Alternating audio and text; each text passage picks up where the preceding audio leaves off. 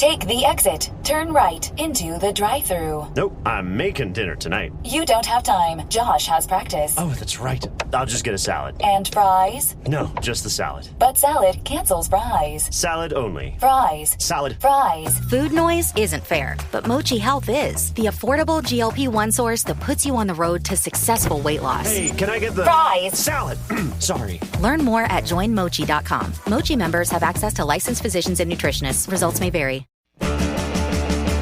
It's Car Con Carne. Let's eat in the car. It's Car Con Carne. And now here's the star of our show, James Van Alstyne.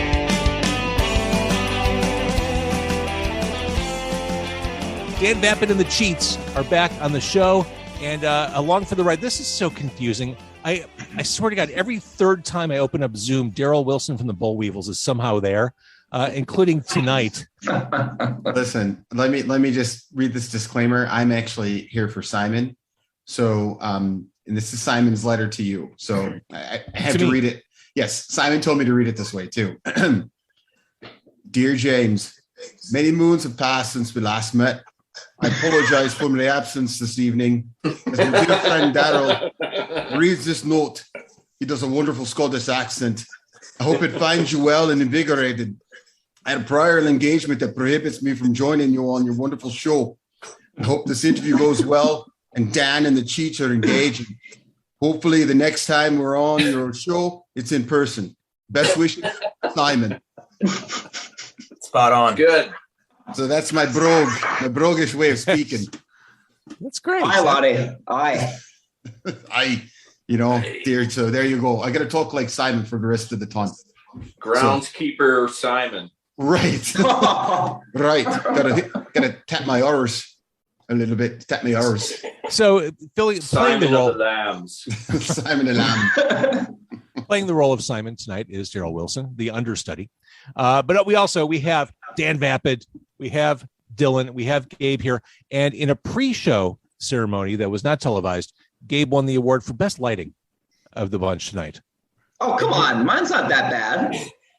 You're a little washed out. I think Gabe really brings everything into focus. That's just the way I look. He's the good technical guy, you know. I checked it out. I hit test audio, test video, looked at the lights, turned some off. Yeah, I said you this. You are pretty crisp. He is very crisp. It's a warm look, actually, Gabe. That looks really warm in there. Warm. Now, the last time I introduced Dan Vapid, I'll just say it again. If there was a LinkedIn for punk rock, this man's profile would be the best one there. Screeching Weasel, Riverdales, Methadones, the Queers, Dan Vapid and the Cheats, and so on. Dan, it is this album. Let's say I mentioned Gabe. Let's talk about this album because the production on this, it just sounds great. Thanks. What you two did together on this. Cool. Yeah. We get together and lay stuff down and, figure out what sounds right and what doesn't. And we go back and forth. Yeah. You go back and forth with the mix for a while, Sure. Until it sounds right. But you definitely, once it was dialed in, I was pretty excited. And from a songwriting perspective, I mentioned your history, which at this point we all know. You've done a lot, but it feels like you've really settled into something here with this new album. It definitely feels like a very start to finish vision, like a complete vision. Yeah, it definitely was a vision. It's kind of a concept record. All the songs are revolved around one song, around the song Runaway and Jane. So it's like I wrote a record in the perspective of three different people. So one was a wife, one was a husband, and then one was a person trying to convince this woman to leave.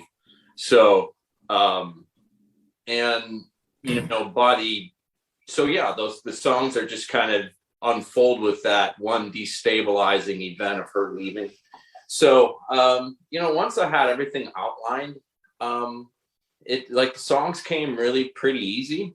I just think it's, just kind of went with the questions of what they say in like, you know, school journalism, right? The 5 W's, the who, what, when, why, you know what I mean? And once I got all that down, like I just felt like it was like it just kind of, the songs came out pretty easy. So I was pretty excited about this one, and glad to see it's finally coming out after 2 years.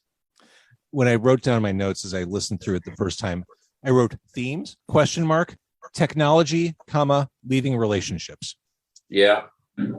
Because well, let's start with Runaway Jane, because Sure. I first heard that one when you did it live online for the Right. T1 Fest. I remember that's when you kind of busted that one out. So that's been swirling around for a bit. It was swirling around for a bit. Yeah. I mean, it's already, to me, it's pretty old. You know, it like I wrote that probably like early 2019. So in my mind, all of them are pretty old. Like I've already am thinking about our following record right now. You know, I'm thinking about it a lot. Like this record now is kind of already, it's not even out, it's kind of behind me already, you know. But there's a lot to do still. So that's kind of the reason for it. That's the thing. You know what's the funny thing about this, Dan? And I've known you for a long time, and first watched you on stage and then became your friend. And you are such a prolific songwriter. And I have to say that it is a joy to watch you perform and to hear the songs that you write. We were just talking about you the other day. It was like I was talking to Joe Principe about you, and we were talking about you and saying how you are just and one of those amazing songwriters in a time frame that come out and that you just go, that guy can put melody to something, put lyrics to something, put the music to it, and it becomes an amazing, you know, piece. It's like it's like Josh Caterer. You guys are like just amazing songwriters. I have to tell you, I probably never told you that. And I know you hate to get like all these accolades. You hate it. But I'm letting you know. I hate that, Daryl. I mean, speaking of Josh is probably like my favorite songwriter of all time. I mean, if not, he's really, really close. I mean, like I think of like McCartney and Lennon and Brian Wilson and Bob Dylan and Elvis Costello, and then there's Josh Caterer, you know. Yeah. I mean, I kind of put him in that category. Now that's me, but I just do.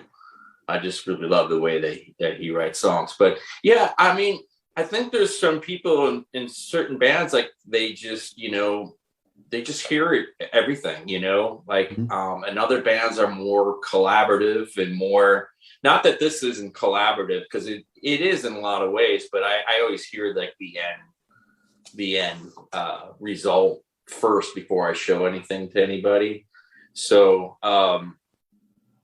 you know, where I think a lot of bands just like, you know, guitar player has some stuff, the singer has some stuff, the drummer has his stuff, you know, they come in and bring it together, and maybe the sum is more than its parts, you know.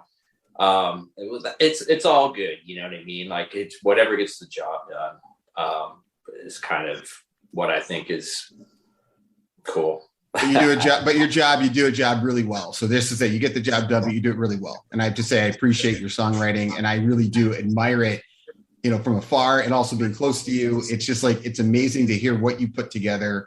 And when it comes out as a finished product, and I'm like, it's like always spot on and just amazing what you do. Thanks, Daryl. You're the best. So another song, you've been living with these songs for a while. You've been sitting on this Corona sidelined all activity. Yeah. The Talk is another song you rolled out for T1 Fest. Now this right here, this is a song about relationship existential dread. Like just, for sure. No one wants to hear, or no one wants to think, here comes the talk. If that's not a relatable song, I don't know what is. No one wants the talk. Well, that might be my favorite song on that record, Dan. I don't know if I told you that or not. The Talk. Yeah. I think everybody's had one of those. Well, you know, if you haven't, I mean, not everybody, I guess, but like, you know, those really, really difficult conversations. And so I know I've had them many times, you know, so I mean, and they're maybe not as dramatic as that, but, you know, I thought in context of the record, it made sense to just kind of, you know, once something bad happens, like to address it, because maybe in the past it just wasn't working out anytime they would try to communicate or whatever. So that's kind of where that all came. And my first real whiff or taste of that theme, that relationship theme, comes early in the album. A song called "Burning Questions." I face value is it's just about a girl running away from her relationship, her life, her day to day. Yeah, exactly. But more than that, more than just running away, there's also that existential thing of, I'm middle aged. What am I doing? My kid's gone out of the house. I'm pushing 40. What's in this? What's in it for me now that I'm older? Because I pictured this person being, maybe having a kid when they're about 20, and then the kid leaves the house and, about 18 or whatever, 19. So, you got this young girl who's never been anywhere and starts dreaming a lot. And, her husband doesn't give a shit. Really, he's okay being, and it's not even him being a bad guy necessarily, but more of him just being okay, just being at home, maybe having his family close by, maybe the roots in the community or a sense of duty or whatever it is, where she wants to go out and see things, but he just doesn't think it's important, So there's they grow apart, and so I think, while coming up with that, finally when I figure, this person just leaves, there's stuff leading up to it. And that's one of them, sitting in her car, just kind of looking out, gritting her teeth, just kind of thinking a lot, thinking, and finally just getting the fuck out. So I mentioned that this album was delayed because of Corona.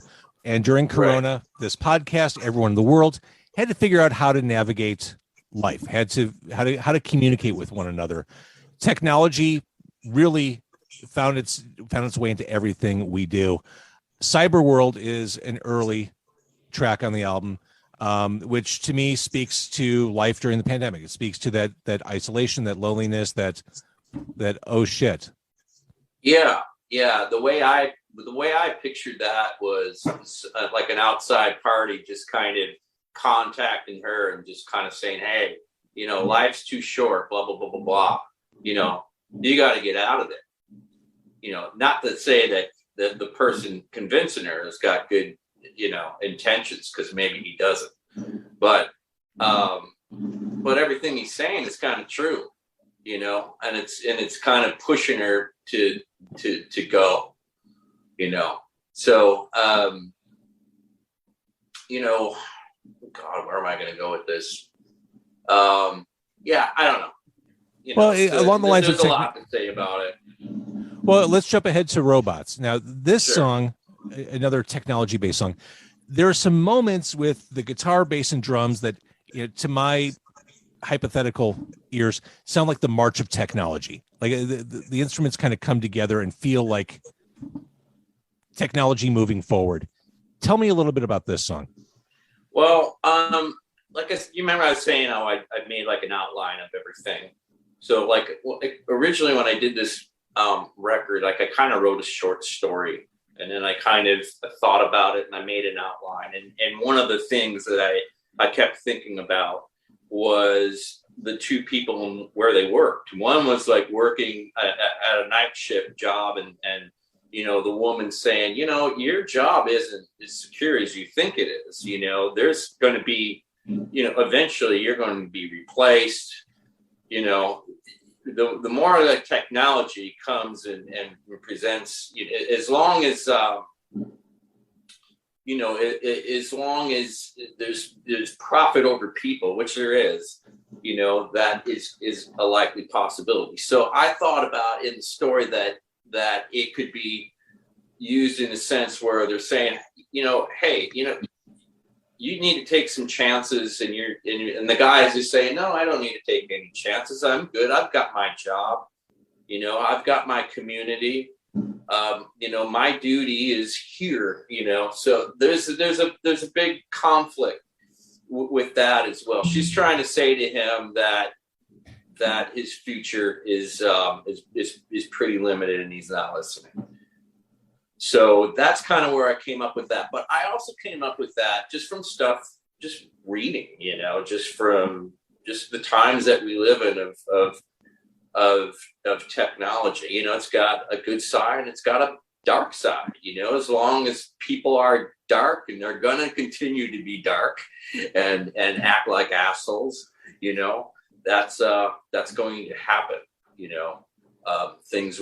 Technology will be used for nefarious purposes. So that was kind of the point of that song. Dylan and Gabe, I don't want to ignore you guys. I want to bring you in.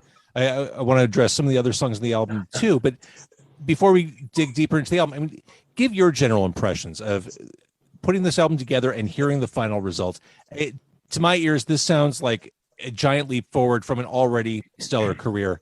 Tell me your thoughts on this. For me, it's always, I of course hear Dan's songs when he just comes in and says, here's the song, and then we'll maybe jam through it, and record it on an iPhone, and I've got a real rough outline, and I can hear the song where it's gonna go or potentially should go. And doing what I do, studio work, for me it's fun to get it from just that raw nothing, just the song, the idea of the song, to the the finished product that the people hear. I don't know, it's always an adventure. It's cool.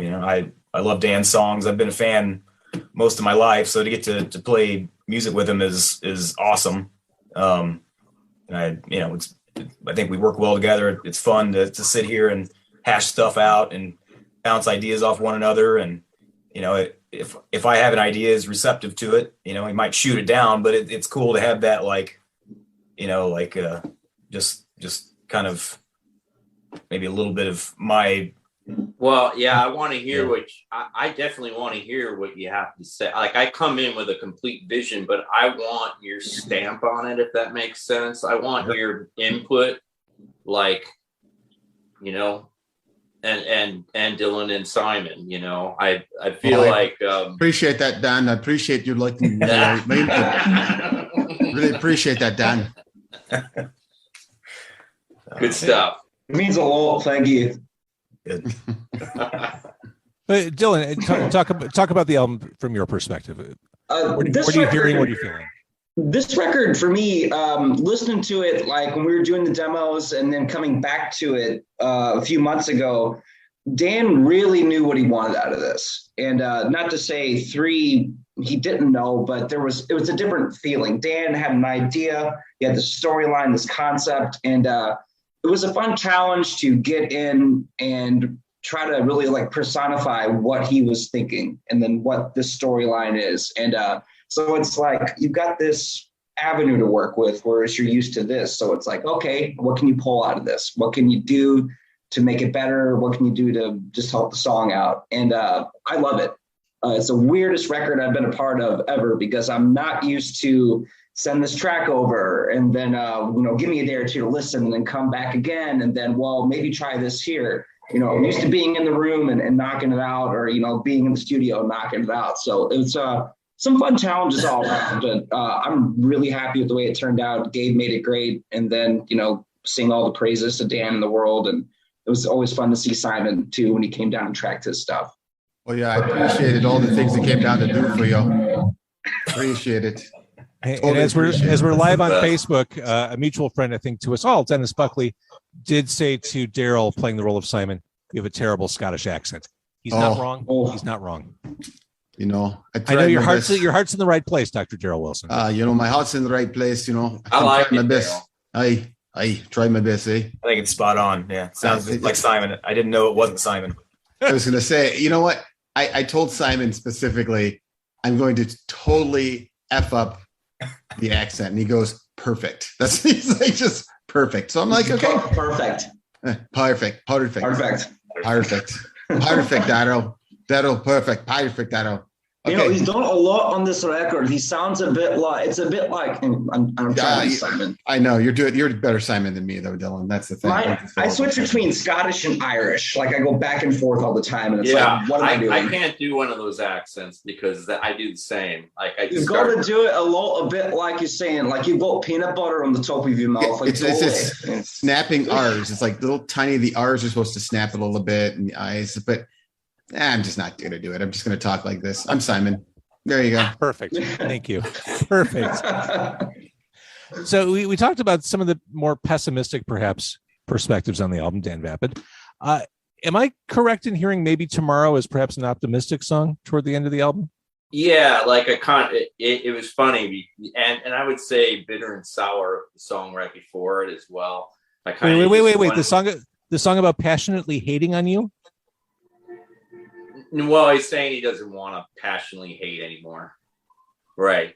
I don't know if that comes through or not, but it's saying it was passionate hate. He's kind of going, no, I don't want to go down that road. I'm pretty pissed off, but I just want to be good again and kind of get back on track. And because, nobody really likes being pissed off for that long. You know what I mean? It takes too much energy. Kind of forgiveness is a pretty tough thing sometimes. So, so that's kind of was my kind of take on that was where the guys kind of going, okay, well, maybe things will work out, we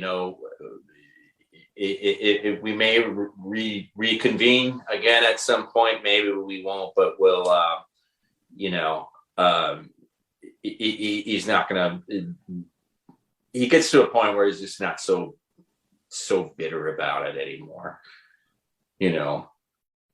so at least that's the way I kind of saw it. I don't know. Like I kind of see things, I don't know, because they're my songs. I just see them differently, but, yeah, that was kind of the thing that I was kind of going for the end of the record, was just to kind of maybe end on a little bit of a little bit of a positive note, I guess. There's an arc. I mean, this is a storytelling album, and that's one of the things that draws me to it is you're telling stories from start to finish here. And maybe tomorrow the sun will finally reappear. That's glass half full. Yeah, right. I agree. It's probably not a lot of the songs like that. There's a lot of dark stuff, but you get there eventually. Well, I love where the album kind of ends. The song "Midnight Blue," it's almost an Americana vibe. It's this kind of ramshackle strumming, singing about waiting on the stoop. I mean, it feels like a hazy summer song, and I kind of like it's different enough from everything that came before it on the album. It really kind of stood out to me. Yeah, it definitely does. I mean, I'm a big fan of the old 97s, them. Of course. So I really like them quite a bit. And like Rhett Miller is like one of my favorite songwriters too. He's another one I hold in high regard. So really like him a lot. I like the old, I really, really love Hank Williams, and I like a lot of Willie and just, the Dolly Parton, a lot of the old school country, like a lot of newer stuff. I can't stand it. But the old school country stuff, I just think is really, really great. So I always kind of wanted to do something like that. And it just kind of came out. I said, fuck it, I'm going to just do it.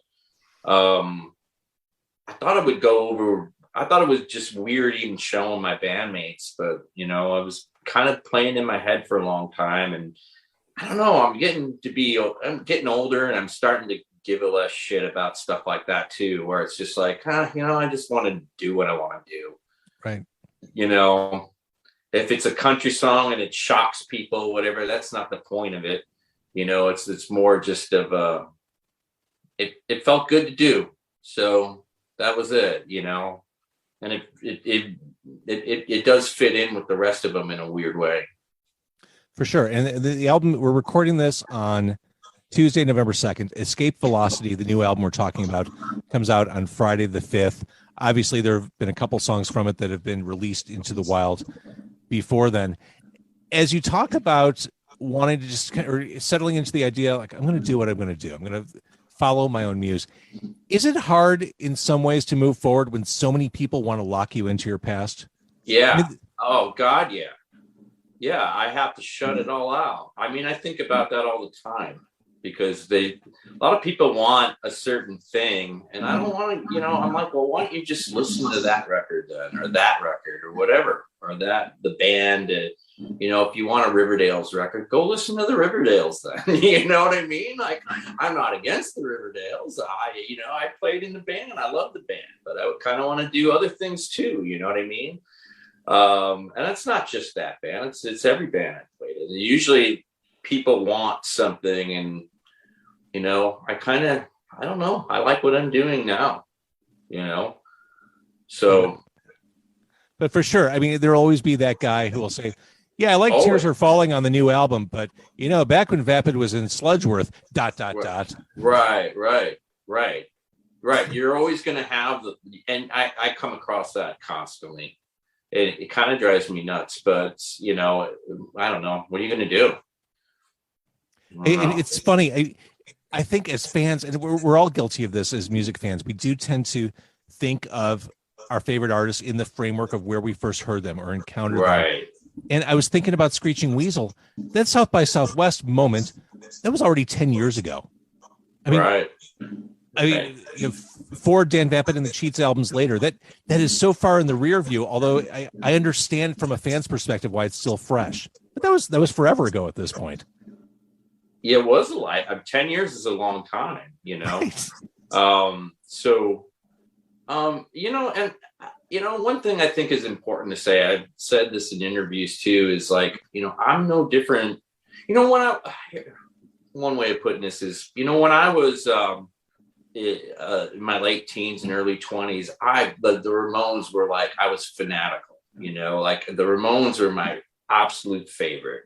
Now, to this day, I always have a soft spot for the Ramones, love the Ramones. But you know what? I think a lot of people think that that's all maybe I listen to, and it's just never been the case.